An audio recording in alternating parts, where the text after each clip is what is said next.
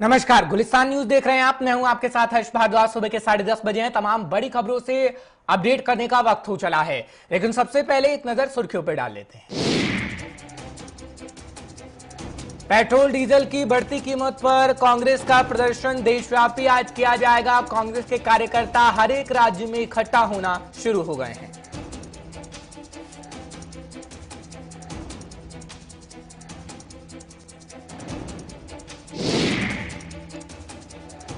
आर्थिक राजधानी मुंबई में लगातार बारिश का सिलसिला जारी। दिल्ली एनसीआर में भी आज हुई बारिश।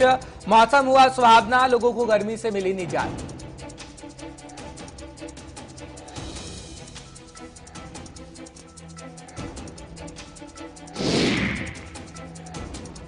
और पंजाब कांग्रेस कमेटी ने सोनिया गांधी को सौंपी रिपोर्ट। सीएम अमरिंदर ही संभालेंगे पंजाब कांग्रेस की कमान। कमेटी ने दी सिद्धू की नाराजगी दूर करने की सलाह।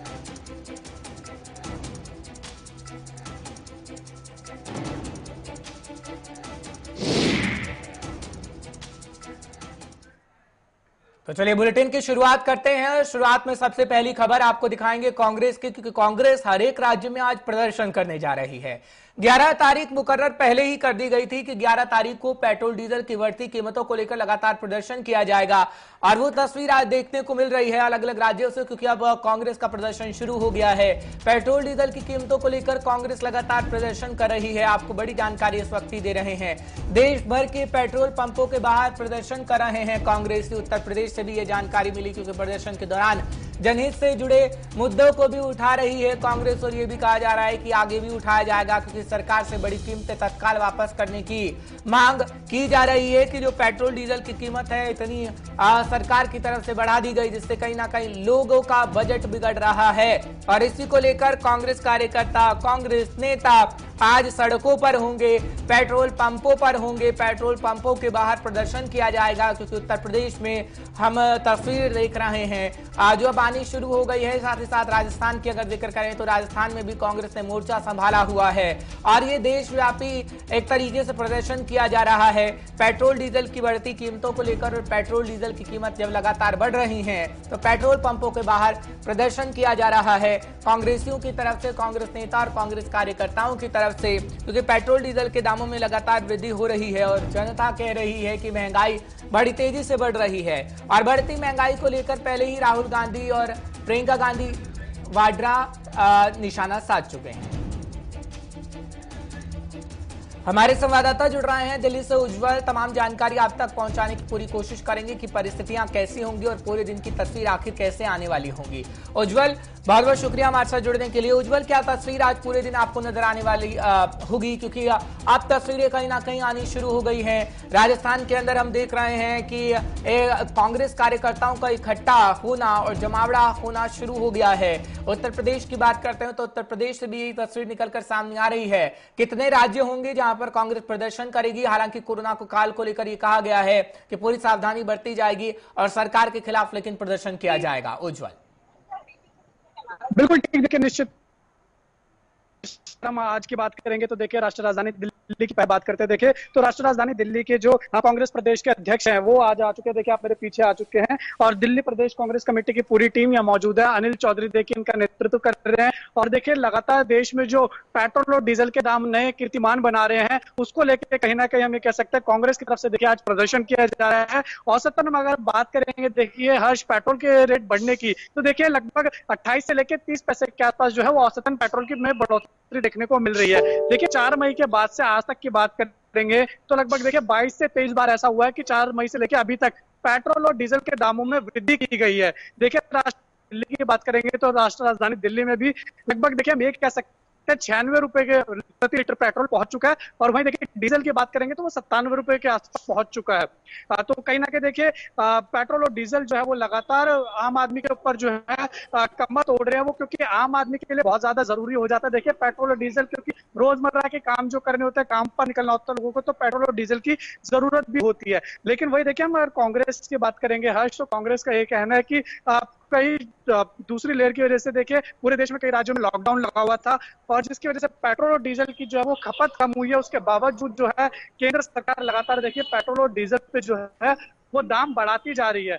कई राज्यों की अगर पूरे देश में बात करेंगे आज तो जी। पेट्रोल जो है वो 100 का आंकड़ा भी पार कर चुका है। और राष्ट्रीय राजधानी दिल्ली की भी अगर बात करेंगे तो देखिए यहाँ पे प्रीमियम पेट्रोल जो है हर्ष, वो 100 का आंकड़ा पार कर चुका है। तो यकीनन देखिए एक तरफ हम कह सकते हैं कोरोना महामारी से पूरा देश जूझ रहा है, तो वहीं दूसरी तरफ आम आदमी की कमर जो है वो पेट्रोल और डीजल तोड़ता जा रहा है। क्योंकि देखिए पेट्रोल और डीजल के दाम बढ़ते हैं तो उसका कहीं ना कहीं असर देखिए किचन पर भी देखने को मिलता है। तो आम आदमी का जीना देखिए काफी ज्यादा मुश्किल हो रखा है, और इसी का हम ये कह सकते हैं फायदा जो है ठीक है, लेकिन जो सरकार जो कांग्रेस है फायदा कांग्रेस उठाने की पूरी पार्टी उठा रही कोशिश है। कर रही है, बाकी क्योंकि देखिए 5 राज्यों के 2014 से चुनाव होने पहले वाले की हैं। स्थिति अगर हम उज्जवल देखते हैं तो 2014 की पहले की स्थिति ये थी कि जो भूमिका कांग्रेस निभा रही है वो कहीं ना कहीं बीजेपी निभाया करती थी। लेकिन उस वक्त जिस तरीके से बीजेपी ने अपनी भूमिका निभाई, उसके बाद सरकार बनाई, क्या कांग्रेस इस स्थिति में है? क्योंकि कांग्रेस के अंदर हम खुद ही इस वक्त कई राज्यों में कलह देख रहे हैं, पर क्या स्थिति विपक्ष की होगी इस वक्त जब विपक्ष अपनी भूमिका निभा रहा है? तो क्या विपक्ष को उम्मीद है कि जो आप वो कोशिश कर रहा है उसका नतीजा एक तौर पर मिल पाएगा क्या कांग्रेस पार्टी को? क्योंकि स्थिति ऐसी बनती नजर नहीं आ रही है उज्जवल। बिल्कुल ठीक बिल्कुल ठीक देखिए हर जिस तरह से कैसे आपने बताया अभी कि देखिए पूरे अब कांग्रेस पार्टी की अगर हम बात करें तो अलग अलग जगह देखिए कांग्रेस पार्टी में कलेश जो है अंदरूनी कलेश वो जारी है। देखिए अभी हमने देखा कि किस तरीके से उत्तर प्रदेश के जो दिग्गज नेता थे कांग्रेस के, जितिन प्रसाद, वो बीजेपी में आ गए हैं, बीजेपी का उन्होंने दामन थाम लिया है। उसके बाद हमने देखा था कि किस तरीके से जब पिछले 5 राज्यों के चुनाव होने थे, जो G23 नेता थे उन्होंने किस तरीके से अपनी हमें कह सकते हैं बागी रुख अपनाया था। तो कांग्रेस में भी आपसी में कलह जारी है, लेकिन उसके बीच देखिए कांग्रेस जो है वो अपना विपक्ष होने का जो पूरा हमें कह सकता है कर्तव्य है वो निभा रही है। देखिए केंद्र सरकार की जो लगातार पेट्रोल जा रहा है उसको लेकर कहीं ना कहीं जो विपक्ष है वो घेर रहा है। क्योंकि देखिए 2022 में चुनाव होने हैं अलग अलग राज्यों में, और देखिए सबसे पहले जो चुनाव होना है वो उत्तर प्रदेश में होना है। तो उसको लेकर कहीं ना कहीं विपक्ष अपनी पूरी भूमिका निभा रहा है हर्ष की लोगों में कहीं ना कहीं जागरूकता फैलाई जा सके। एक बार फिर से देखिए कांग्रेस पार्टी के ऊपर लोगों का भरोसा हो, में कह सकते हैं। आज देखिए तमाम अलग अलग राज्यों में जहां पे कांग्रेस की सरकार है, जहां सरकार नहीं भी है, वहां पर उनकी तरफ से देखिए उनके पार्टी की तरफ से हम कह सकते हैं आज प्रदर्शन किया जा रहा है। आप यहाँ पे भी देख सकते हैं दिल्ली में फिरोजशाह कोट का जगह है, या मेरे पीछे देख सकते हैं यहाँ पर तमाम जो दिल्ली प्रदेश कांग्रेस कमेटी के जो मेंबर्स हैं वो सारे आ रखे हैं, सारे मेंबर्स यहाँ पर मौजूद है। उसके साथ ही देखिए जो दिग्गज नेता है अरुण यूसुफ भी यहाँ पर मौजूद थे। तो देखिए कांग्रेस अपनी तरफ से पूरा प्रयास कर रही है कि किस तरीके से लोगों में जो विश्वास है वो वापस लाया जा सके और केंद्र सरकार को देखिए घेरा जा सके। क्योंकि यकीनन देखिए ये बात सच है हर्ष कि बीते अगर हम 9 महीने की बात करेंगे तो एक रिपोर्ट के अनुसार बीते 9 महीने में पेट्रोल और डीजल की जो खपत है वाकई में बिल्कुल निचले स्तर पे थी। उसके बावजूद भी पेट्रोल और डीजल के दाम जो है वो तेल कंपनी लगातार बढ़ाती जा रही है, जिसकी वजह से कहीं ना कहीं आम आदमी की कमर टूटती नजर आ रही है। चलिए, बहुत बहुत शुक्रिया उज्जवल ये तस्वीरें दिखाने के लिए और बताने के लिए कि आखिर कांग्रेस की क्या स्थिति इस वक्त में है। क्योंकि बढ़ती महंगाई को लेकर कांग्रेस हावी हो रही है सरकार पर। क्या इसका नतीजा देखने को मिलेगा? क्या वाकई महंगाई को लेकर जो कांग्रेस प्रदर्शन कर रही है उस पर सरकार पर कुछ असर वो डालेगी, या कांग्रेस जो अपनी राजनीति चमकाने की कोशिश और अपनी भूमिका जो इस तरीके की बनाई जा रही है कि कुछ राज्यों में जब चुनाव होने हैं तो कांग्रेस की स्थिति मजबूत हो पाए, ये तो खैर वक्त ही बता पाएगा। फिलहाल बढ़ेंगे आगे और आपको पानी पानी मुंबई की तस्वीरें और दिल्ली एनसीआर की कुछ तस्वीरें दिखाएंगे। उससे पहले जानकारी आपको दे देते हैं क्योंकि मुंबई के कई इलाकों में तेज बारिश इस वक्त भी जारी है और दिल्ली एनसीआर में भी मौसम सुहावना हो गया है। दिल्ली एनसीआर में भी झमाझम बारिश हुई है देर रात भी, और जानकारी हम आपको फटाफट से दे देना चाहते हैं क्योंकि मुंबई में अभी मौसम विभाग ये कह रहा है कि लगातार बारिश होती हुई अभी नजर आएगी। और राजधानी दिल्ली में भी इस वक्त मानसून आने में समय है, लेकिन मानसून आने से पहले ही झमाझम बारिश की तस्वीर देखने को मिल रही है। और अगर बात करें दिल्ली के लोगों की तो दिल्ली के लोगों को कहीं ना कहीं उमस से राहत मिली है और जो गर्मी झेल रहे थे दिल्ली वासी उससे कहीं ना कहीं राहत मिल गई है। लेकिन मुंबई का जिक्र करें तो मुंबई पानी पानी हुई है और मुंबई के लोग इस वक्त सड़कों पर चलने पर काफी परेशान हैं क्योंकि ये कहा गया है मौसम विभाग की तरफ से कि मुंबई में इसी तरीके से मूसलाधार बारिश होती रहेगी। क्योंकि ऐसे पहले हमने तूफान का कहर देखा खासकर आर्थिक राजधानी मुंबई के अंदर, और अब भारी बारिश का कहर देख रहे हैं। बात राजधानी दिल्ली की करें तो दिल्ली में भी झमाझम बारिश हुई है। दिल्ली एनसीआर के लिए मौसम विभाग ये कहता है कि अगले 3 दिनों तक यही तस्वीर कहीं ना कहीं दिल्ली वासियों को देखनी पड़ेगी। हालांकि अगर बात करें दिल्ली प्रशासन ये कह रहा है कि हमारी तैयारी पूरी है क्योंकि अब मानसून दस्तक देने को है।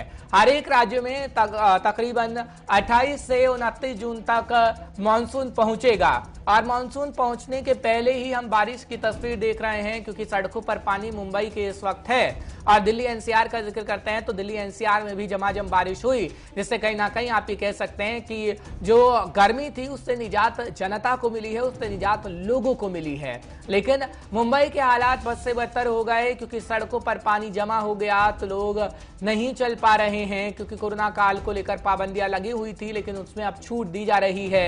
और जब छूट दी गई और लोगों ने निकलना शुरू किया तो अब ये कहर मौसम बना हुआ है। फिलहाल कब लोगों को निजात मिलेगी ये तो वक्त ही बता पाएगा। विकास बिष्ट हमारे साथ जुड़ रहे हैं, तमाम जानकारी आप तक पहुंचाने की कोशिश करेंगे। विकास, क्या तस्वीर आप देख रहे हैं? माफ करिएगा, प्रकाश हमारे साथ जुड़े हैं, प्रकाश बिष्ट, उनका रुख कर लेते हैं। प्रकाश, क्या तस्वीर आपको नजर आ रही है? क्योंकि दिल्ली एनसीआर का जिक्र कर रहे हैं, खासकर मुंबई का यहां जिक्र हो रहा है, क्योंकि पानी पानी आर्थिक राजधानी मुंबई हुई है। क्या जानकारी देंगे आप प्रकाश दर्शकों को?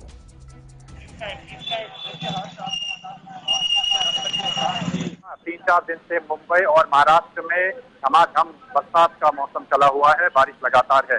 कल दिन भर बारिश थी तो आज भी सुबह हुई और फिलहाल रुकी हुई है, लेकिन 2 दिन का जो ऑरेंज अलर्ट दिया गया था आईएमडी के द्वारा वो कहीं ना कहीं अब दिख रहा है। और आज शाम को भी हैवी टू हैवी रेनफॉल होने के आसार आईएमडी ने बताए हैं और लगातार सड़कों पर समंदर जैसा माहौल देखने को मिल रहा है। लोगों को काफी दिक्कतें हो रही है, क्योंकि अनलॉक भी जो 7 तारीख को हुआ था उसके एक दिन बाद से बारिश है, तो जो ट्रैफिक कंजेशन है वो काफी देखने को मिल रहा है और कहीं ना कहीं थोड़ी बहुत असुविधा हो रही है, जो हर साल होती है।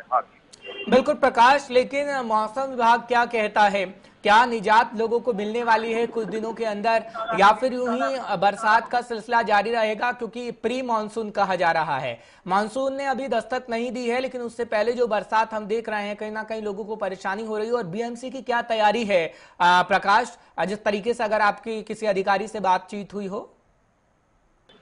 जी बिल्कुल, इस बार कह सकते हैं कि एडवांस में ही मानसून ने यहाँ पर दस्तक दे दी है और जो इमारतें जो है उनके गिरने का सिलसिला भी जारी है और लोगों को कहीं ना कहीं डर ये बना हुआ है कि वो कितने सुरक्षित है। जहाँ एक और कोरोना महामारी से लगातार लड़ रहे हैं, अब बारिश जो है परेशानी लेकर आई है। बीएमसी के अधिकारियों से भी बात की है हमने और जो खुद मेयर किशोरी पेडनेकर है उनसे खास बातचीत में उन्होंने बताया है कि जो ग्राउंड मोर्चा है उन्होंने संभाला हुआ है और सारे अधिकारियों को अब पूरी तरह से लगा दिया गया है ताकि किसी भी प्रकार की कोई भी असुविधा मुंबई करों को ना हो। वहीं अगर आईएमडी की बात करूं तो ऑरेंज अलर्ट अगले 3-4 दिनों के लिए उन्होंने दिया है। वेस्टर्न महाराष्ट्र इंक्लूडिंग पुणे, कोल्हापुर, सातारा और मुंबई में लगातार इससे भी ज्यादा बारिश हो सकती है, लेकिन प्रशासन की तरफ से पूरी मुस्तैदी देखने को मिली है।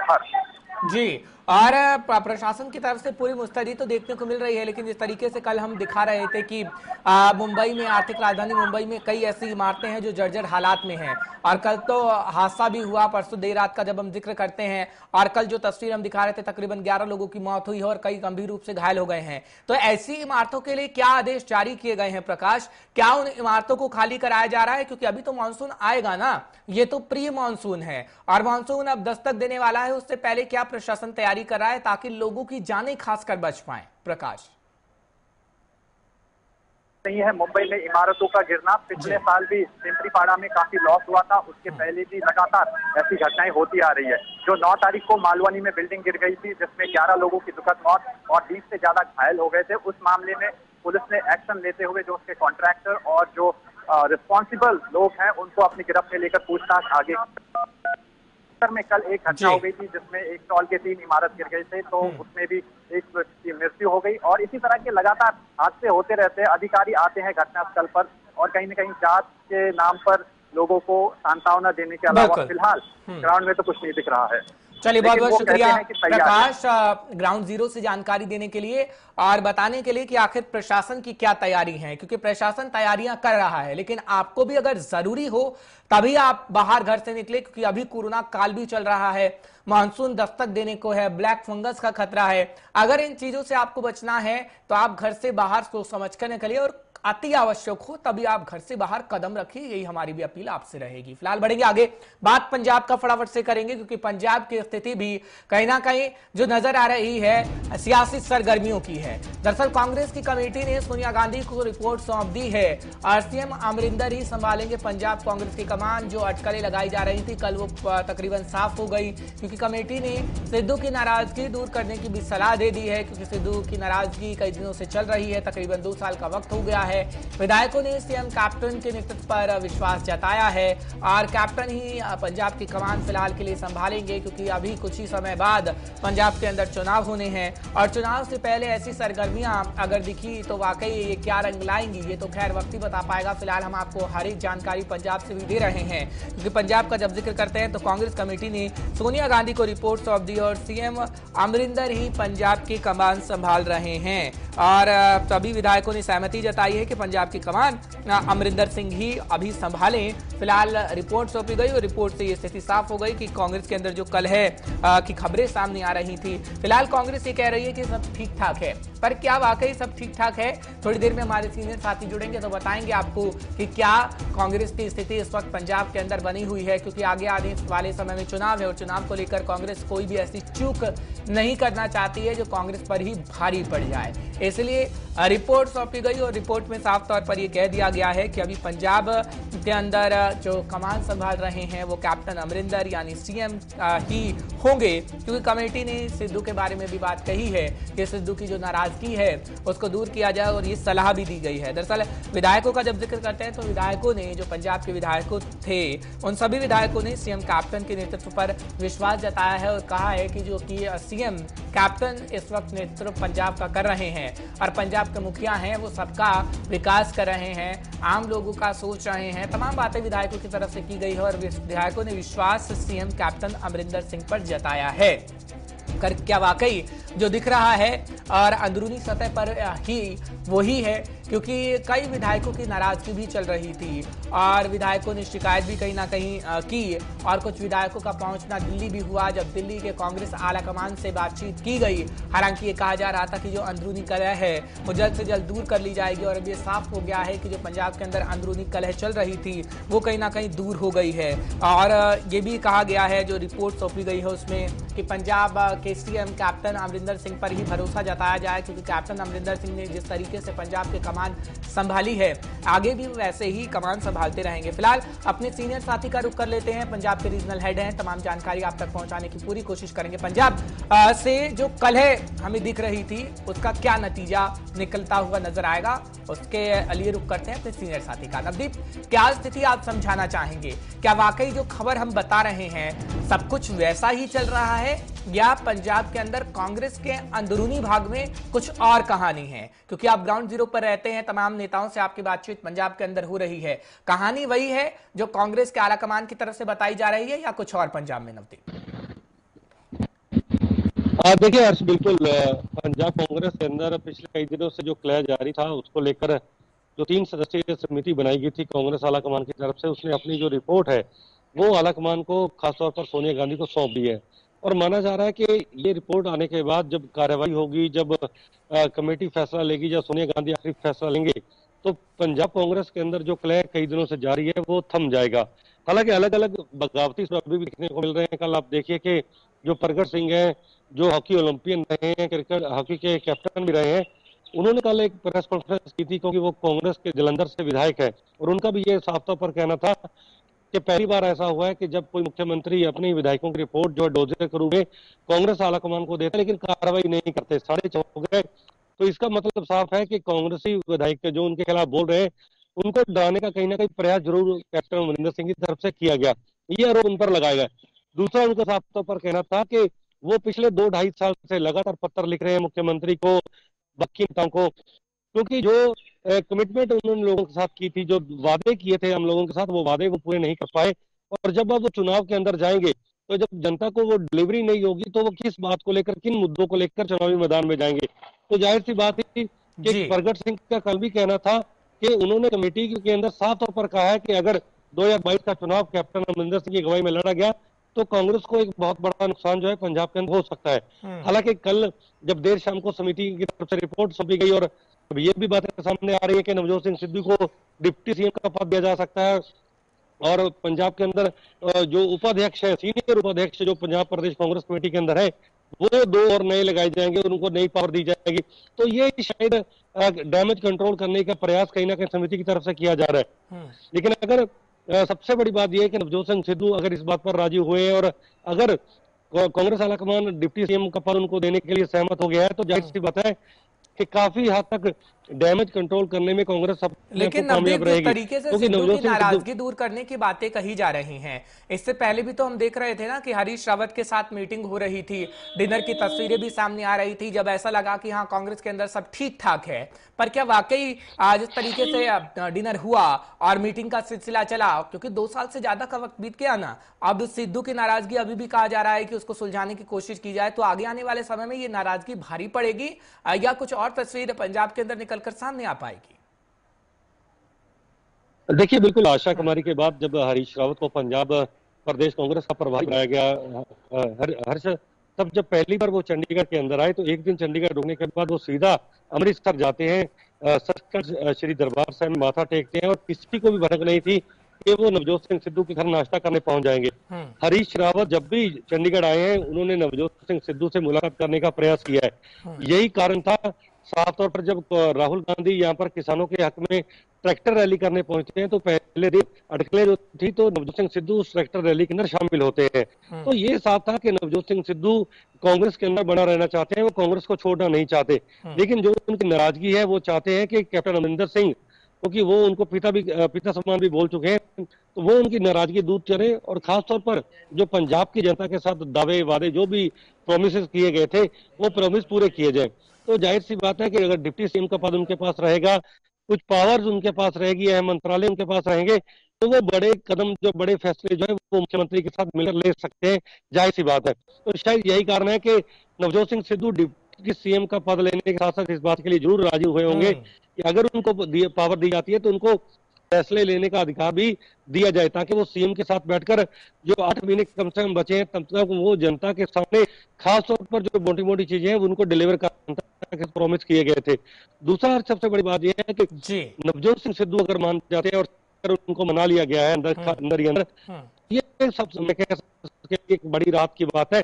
2022 के अंदर जो पिछले 1 महीने के अंदर हम देख रहे थे कि वो कांग्रेस अपनी जो फाइट लूज करती पंजाब के अंदर, वो एक बार फिर मजबूत पकड़ के साथ पंजाब की राजनीति में आगे आ पाएगी और ये कांग्रेस के लिए एक बड़ी संजीवनी होगी, क्योंकि नवजोत सिंह सिद्धू मान जाएंगे तो बहुत सारे ऐसे विधायक हैं जो सरकार के साथ खड़े होंगे और अगर सरकार एकजुट हो जाती है, पार्टी एकजुट हो जाती है, इसका फायदा 2022 के अंदर कांग्रेस पार्टी को जरूर मिल सकता है। हर्ष, चलिए बहुत बहुत शुक्रिया तमाम जानकारी पहुंचाने के लिए, दर्शकों को अपडेट रखने के लिए। फिलहाल बता रहे थे हमारे सीनियर साथी कि किस तरीके से कांग्रेस को संजीवनी बूटी की तरह काम करेंगे सिद्धू, या फिर वाकई कुछ और तस्वीर पंजाब के अंदर देखने को मिल पाएगी।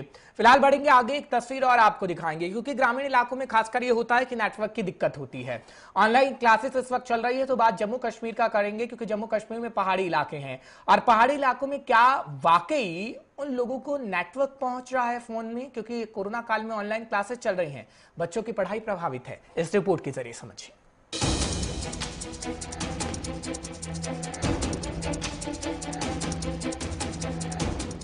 जम्मू कश्मीर के दूर दराज और पहाड़ी इलाकों में मोबाइल नेटवर्क नहीं होना अब आम सी बात हो गई है और इस समय मोबाइल नेटवर्क के ना होने का खामियाजा सबसे ज्यादा बच्चों को भुगतना पड़ रहा है, क्योंकि कोरोना काल में बच्चों की ऑनलाइन पढ़ाई नहीं हो पा रही है। इस कारण अभिभावक काफी परेशान हैं। उन्होंने प्रशासन से समस्या को दूर करने की गुहार लगाई है। एरिया के अंदर नेटवर्क की बहुत कमी है। काफी बार हमें एडमिनिस्ट्रेशन से भी ये बात रखी कि यहाँ पे कम से कम एक टावर दिया जाए, लेकिन फिर हमारी बात को मुस्तरद किया गया। काफी बार हमने इससे पहले भी काफी जगह हमने इसके बारे में चर्चा की, लेकिन आज तक उस टावर के बारे में यहाँ कोई भी ठोस कदम नहीं उठाया गया। तक नहीं बना। जी, आपकी बात दुरुस्त है।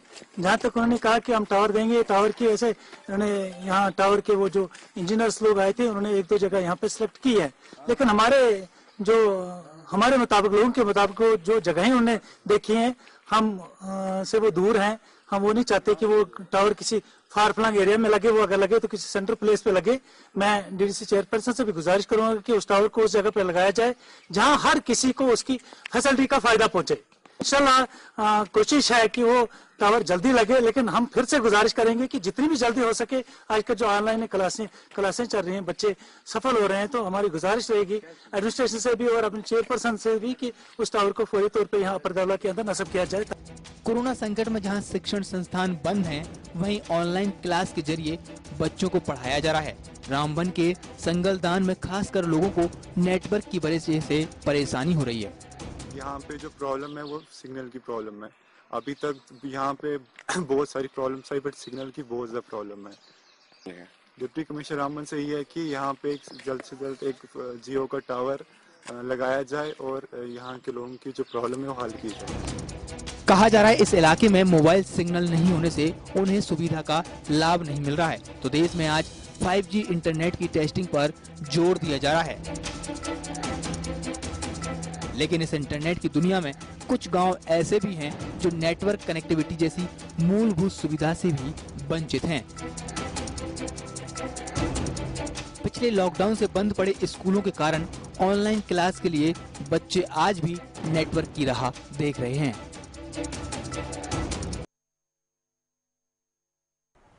तो कोरोना काल में बातें कही गई हैं कई सारी, लेकिन क्या वाकई वो पूरी हो पाई हैं? क्योंकि ग्रामीण इलाकों की जब हम तस्वीर देखते हैं तो वाकई सच्चाई कुछ और नजर आती है।